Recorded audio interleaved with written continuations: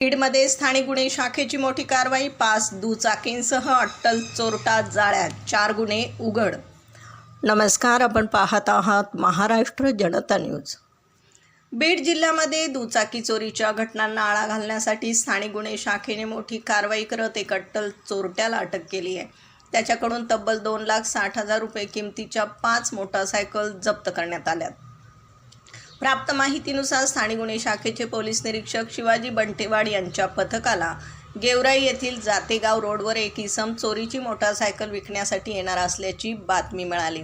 या माहितीच्या आधारे पोलिसांनी सापळा रचून मच्छिंद्र बबन राठोड याला ताब्यात घेतले. त्याच्याकडे कसून चौकशी केली असता त्याने गेवराई, चकलंबा आणि छत्रपती संभाजीनगर जिल्ह्यातील चिकलठाणा पोलीस ठाण्याच्या हद्दीतून चोरी केलेल्या एकूण 5 दुचाकींची कबुली दिली आहे. यामुळे चोरीचे 4 गंभीर गुन्हे उघडकीस आलेत.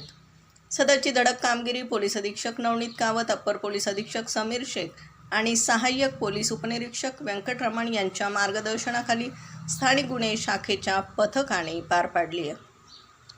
बीड प्रतिनिधीसह महाराष्ट्र जनता न्यूज.